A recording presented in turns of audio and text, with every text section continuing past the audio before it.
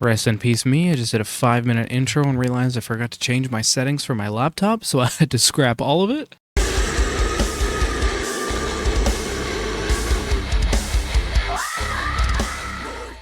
I'm here in a hotel room, and today we're going to be continuing the series, analyzing some screaming tutorials. Mestano commented, "Can you react/analyze Andy Cizek's fry scream tutorials?" Absolutely! If you're wondering what this giant open space is for, it's for the video, because I'm going to put it here. Okay, let's begin the first one. How to scream vocal fry. There are, I think, 3 videos about fry screaming, so I think we're going to take a look at all of them. Have you ever wanted to learn to scream like this? This.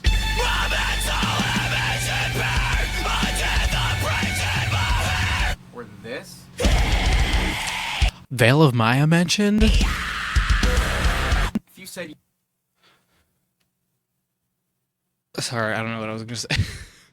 I think that song is actually the reason that I wanted to learn how to scream in this particular style, fry screaming, but more specifically like the pitched fry screaming, like a yell scream. Goated, by the way. Yes, then stick around, because I'm going to show you how.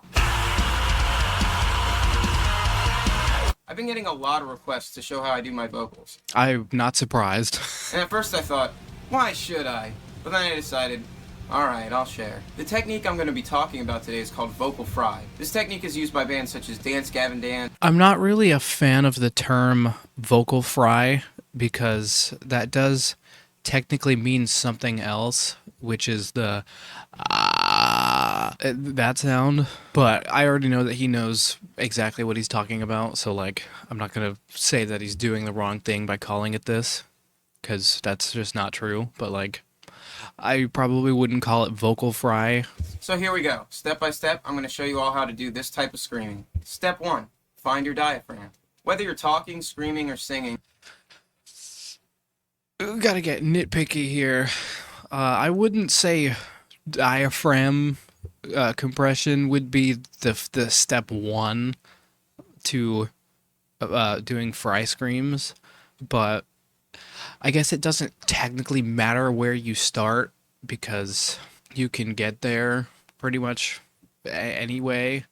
And I know that for some people it might have been easier for them to start doing it what he's about to explain instead of how I would have explained, because everybody's different.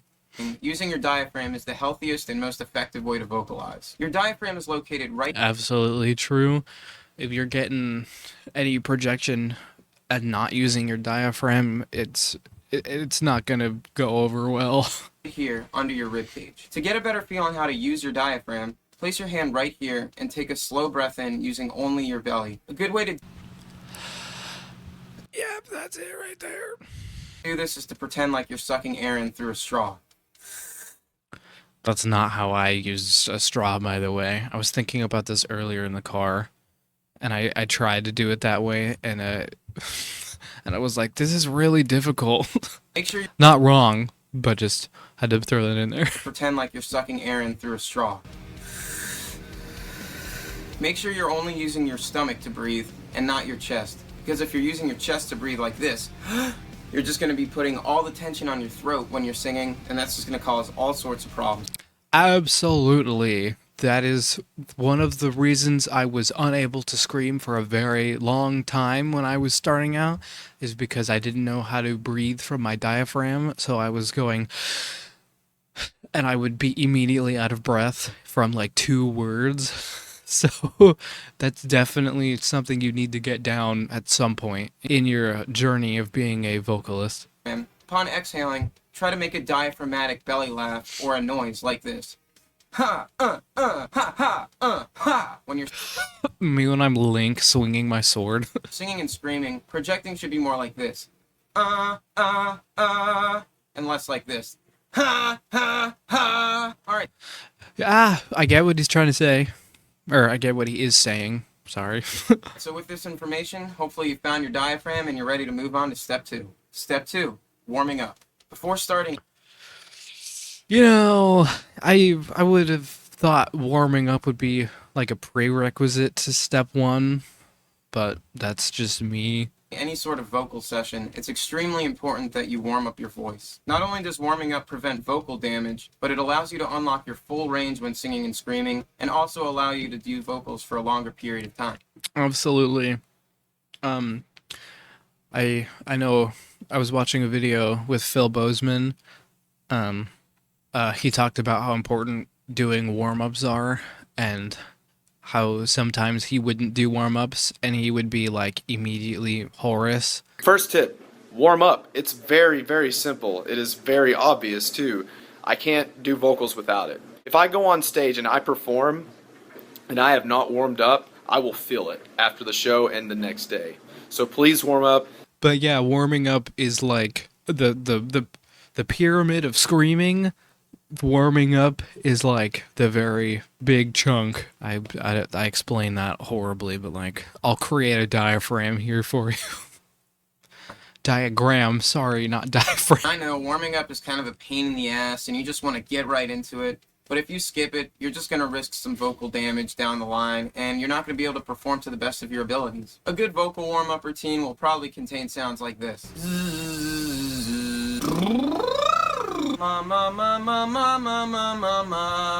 That one's actually a big one, the last one. I don't know what it is about that sound in that arpeggio, but like, game changer. Tons of great articles and videos out there that can show you how to properly warm up your voice, but for our purposes, I'd recommend Melissa Cross's The Zen of Screaming. Now, I'm not endorsed. We know how we feel about Melissa Cross. I haven't watched the warm-up video, so I don't know. I wouldn't know that part, but yeah, go watch that other video. Or anything like that. I've just found that Melissa's warm-ups are the most effective for the heavier styles of vocals. Whatever warm-up method you choose, make sure you take your time with it.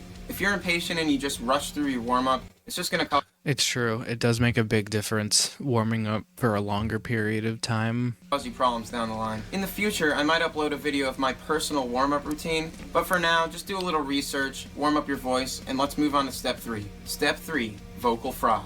Now I'm going to teach you how to make that vocal fry noise that's used in this style of screaming. Vocal fry is that gravelly noise you can make with your diaphragm, and it sounds like this. Oh my god. So once you've got that, I'm really curious to see how he turns that into a fry scream, because technically that sound isn't the basis of a fry scream. It's just a little bit different, but let's see.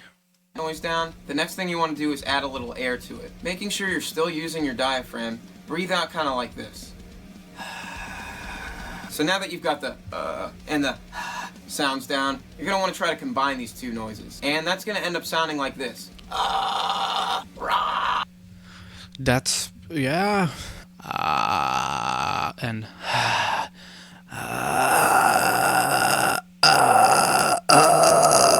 I mean, yeah. That's it. It's just kind of interesting to hear it described in this way. Every time I say a sentence, the monster can moves around, and that's because I am addicted, frankly. Yeah! A lot of people refer to this noise as like a whisper scream or a quiet scream, but just remember how this sensation feels because we're going to be using it later. Once you have that vocal... I hate the term whisper scream. Because it's not... If anything, like chest voice middle fry screaming is louder than like a low false chord scream.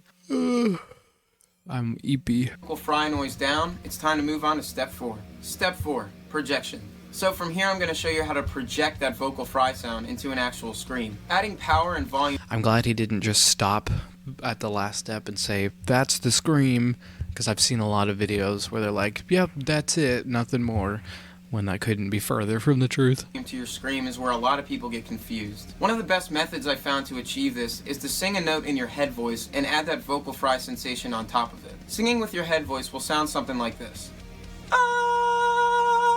Make sure you're using your diaphragm to do all of these vocal noises. Once you're singing in your head voice, the next step is to start to blend and combine that vocal fry sensation that we learned in step 3. So now you want to take that sound and the sound and try to do them at the same time. Combining these two sounds is a little tricky, so I'm going to demonstrate how to gradually add vocal fry into a head voice note. And that's going to sound like this.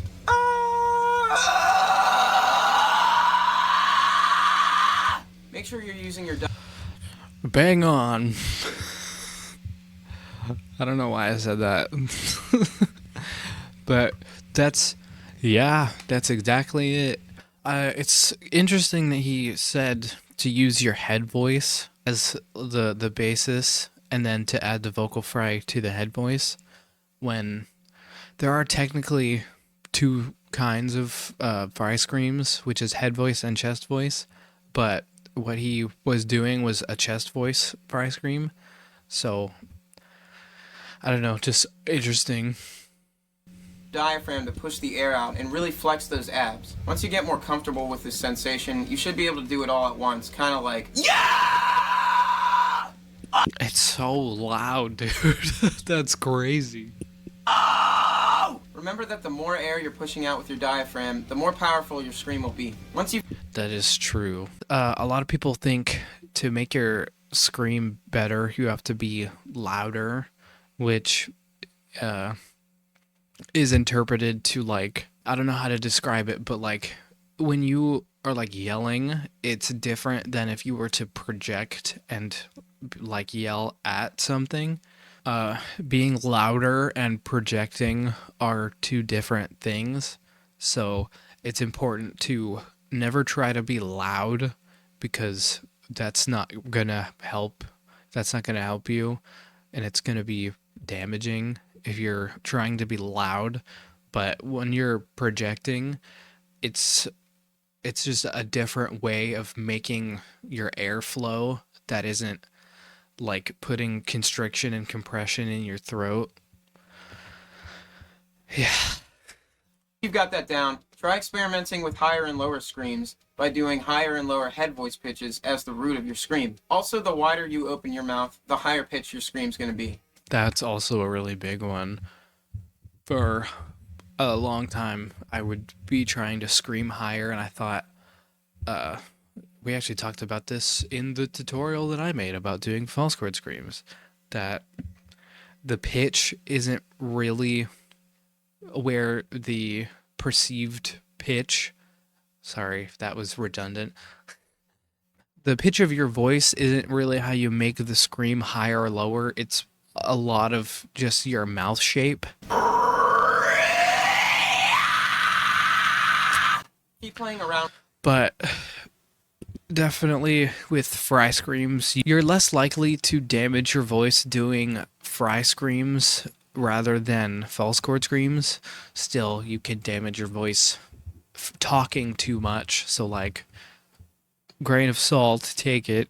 So you can rely a little bit more on creating the pitch of your voice more with fry screams than you would with false chord screams, because the brunt of the sound with a false chord scream isn't coming from your true folds, which is what's determining the pitch of the scream. With it until you found your own signature sound. Step 5. Practice and discipline. Vocal technique is a difficult thing to grasp, and you're probably not going to get it right off the bat. I know it's easy to get discouraged. Nope. But don't give up. Vocal discipline means warming up every time, giving yourself breaks and vocal rest, and choosing not to strain your voice when it's not in good shape. Practice a little bit. That's so true. I feel like that's something not a lot of people talk about when teaching vocals in any sense, really. But like it's a craft. It's like any other skill that you're learning. Skill can only be as good as the discipline you're willing to give it.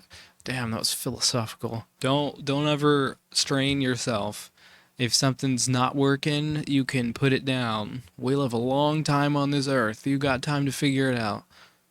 Each day, and don't strain yourself. If it's starting to hurt, you should stop for the day. Part of being a good vocalist is knowing when to shut up and take it easy.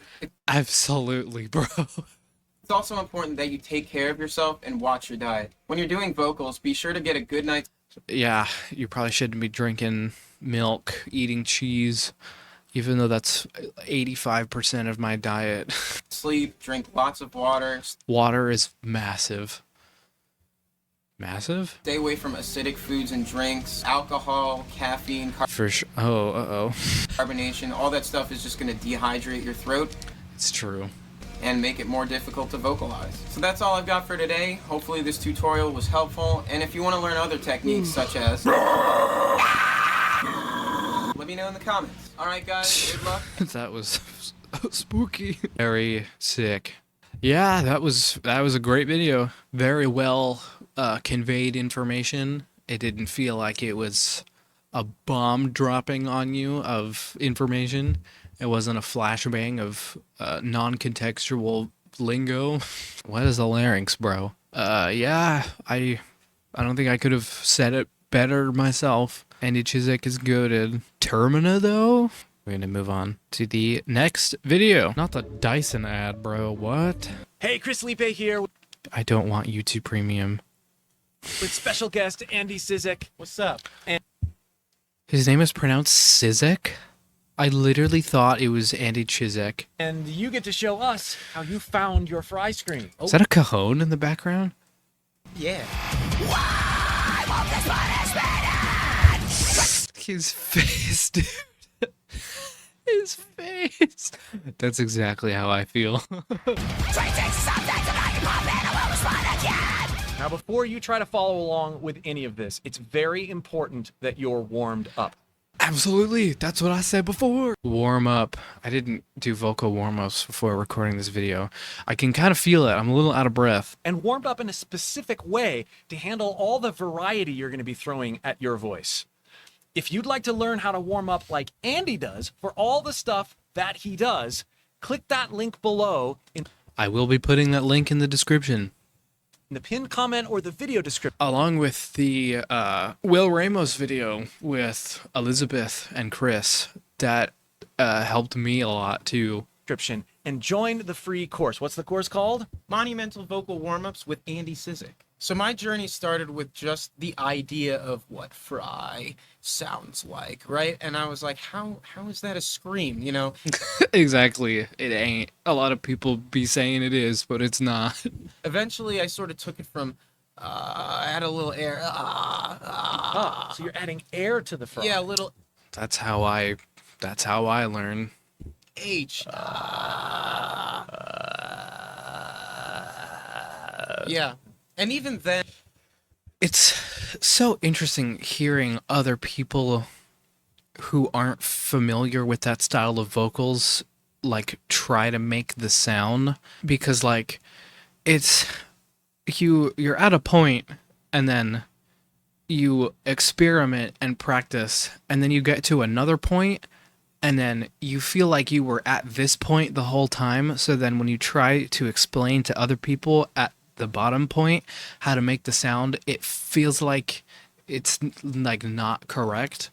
Who is at my door? Because you could hear in Andy's voice here the vocal fry sound that he was making was like, it felt like there was like higher frequencies in the overtones, and then with Chris's rendition, if you will, it was like lower and chunkier instead of higher and grittier, which obviously, because I don't think Chris is as familiar with fry screams as Andy is, just from what I've heard from the videos that I've seen. Let me rewind. So you're adding air to the fry. yeah, a little H. I mean, Chris is a classically trained singer, so it would make sense that he would be doing things the correct way. Like my cousin was in choir for a long time, and I tried to teach her how, and she was like, this is the exact opposite of everything that I've learned. I was like, yeah, I know. Yeah.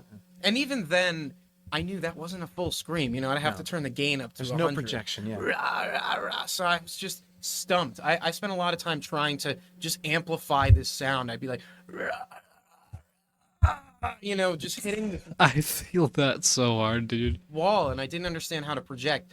It wasn't until I started watching some of my favorite bands live. For instance, Oh, he said live, but I read down here of Mice and Men. I was like, that's how I learned high high. What am I saying? That's how I learned high for ice creams, like head voice for ice creams. of Mice and Men has a song called Second and Sebring. This was back. That's the exact song. I had a video on my channel from like 3 years ago. I've taken it down by now because it was so cringe, but like I did a little snippet of that song. Maybe I'll put it in here if anyone hasn't seen that yet.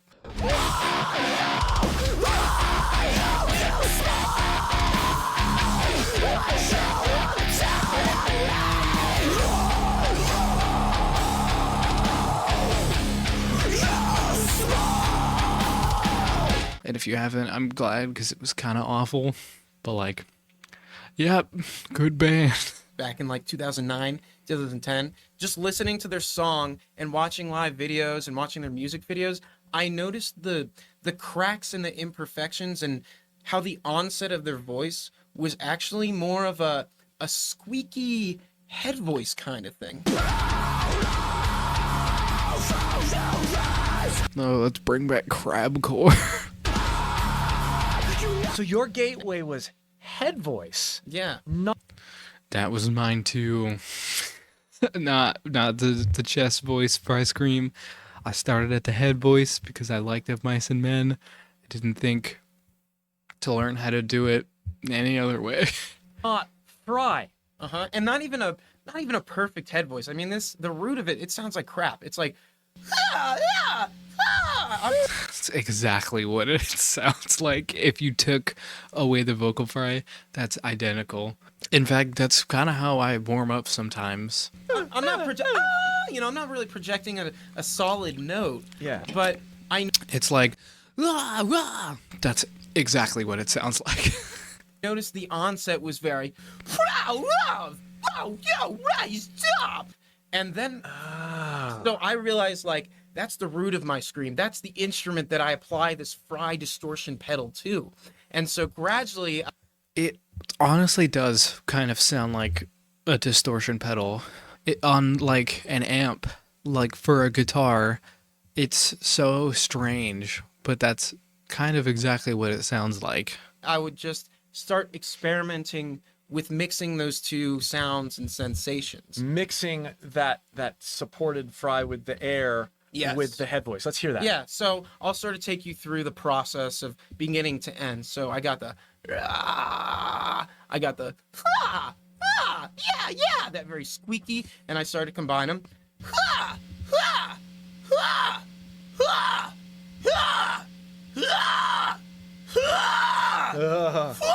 And I'm even His face. It is very interesting how it's not how doing all like harsh vocals isn't this is the scream and you start here and you work your way up to being good at it. It's like here's 5 different things that you have to learn and then combine one by one and then practice that until you get good at it. It's such an interesting skill. It's kind of like playing a guitar because you have 2 hands. You have a fretting hand and a picking hand, and then they're both doing different things at the same time, which is pretty much what doing vocals is. So you can pretty much equate it to doing any other skill. I'm even feeling a little bit of support from my core or the poop muscles or the diaphragm, whatever you want to refer it to, as I push that distorted sound. I'm also using my core to make sure that that head voice note is nice and supported, because it's easy to fall out and lose that support when you start trying to incorporate distortion. Dude, I feel that so hard. You want to try to maintain that support the whole time. One thing that I've noticed from doing vocals is you can't be wishy-washy with it. You have to be committing to what you're doing, and you can't be embarrassed about the sounds that you're making. said in the last video, don't be like annoying. Like, be respectful of other people, but like, if they're cool with what you're doing, you can't let it get to you, because then you're going to be not committing fully to the sounds that you're making, and you're not going to learn anything. This is a dumb example, but it's kind of like learning to play piano, except you're putting a blindfold on and earmuffs on. You like have to be aware and commit to what you're doing, or else you're gonna have moments like that where you're in your head and you're like, this doesn't sound right, and you're subconsciously like not maintaining the level of making the sound. I hope this makes sense to you. It makes sense to me.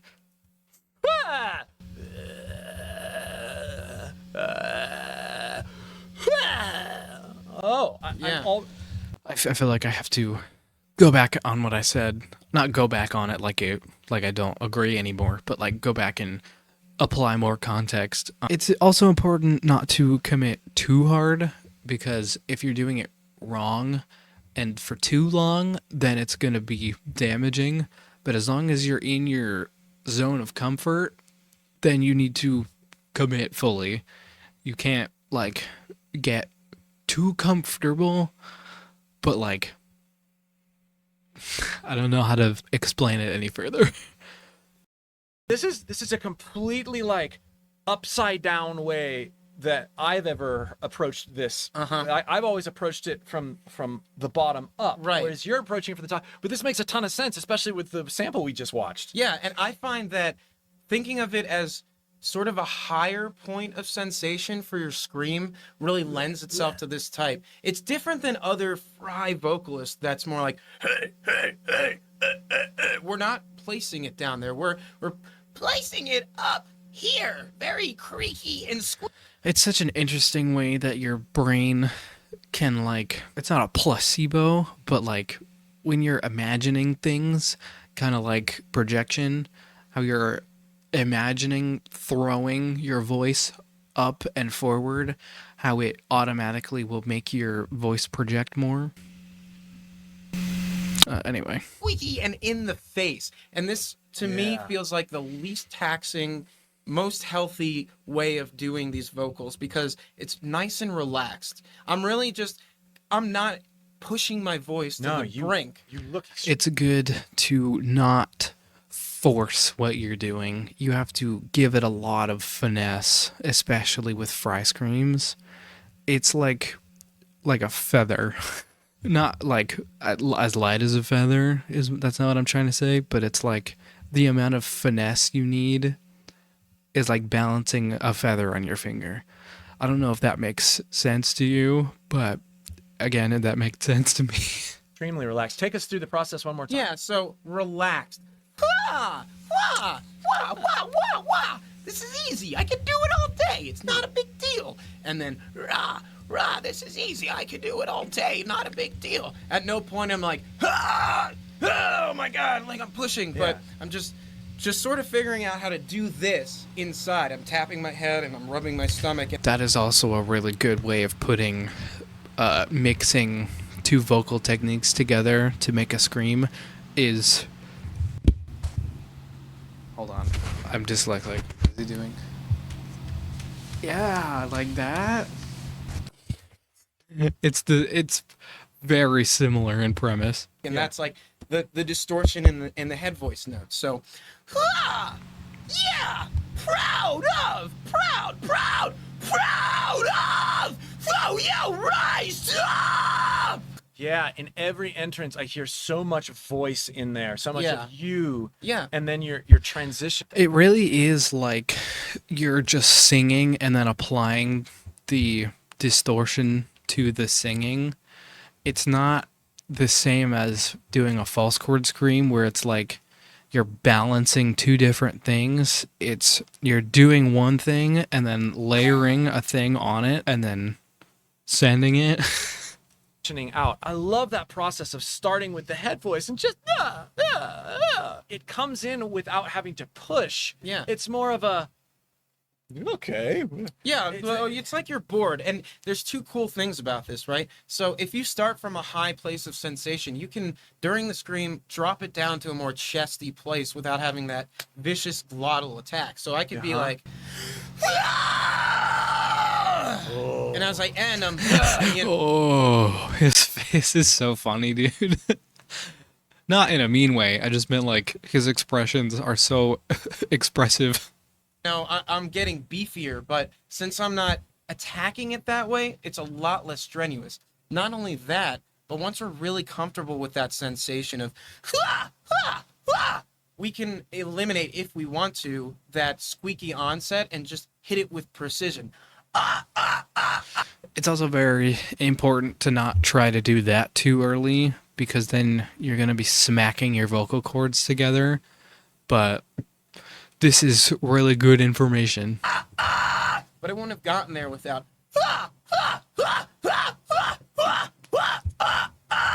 and it eventually becomes a very precise, pinpointed thing. Let's hear you build it over a track. All right, I'd love to. Let's go.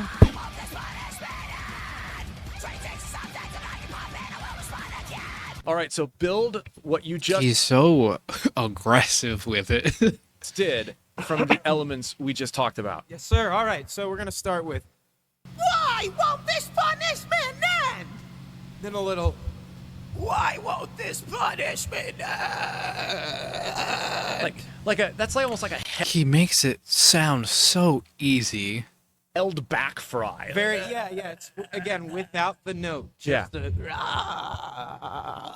just that sound. Okay. Now I need to take my mouth and sort of widen it and raise up to, I don't think at all we've talked about mouth shapes yet. So I'm glad that he is going into that. higher the pitch of the scream. And I'll keep the squeakiness. Why won't this punishment end? Why won't this punishment end? Why won't this punishment end? Bro is immaculate with it. The squeaky guy. Yeah, I'm being just a bit more precise. And again, that's for taste. You can do it however you want, but why won't this punishment end? It's like a razor. So awesome. Thank you. It's giving old Chelsea Grin. Not old, but like a little newer than old. Click that link below and join Andy's free warm-ups course.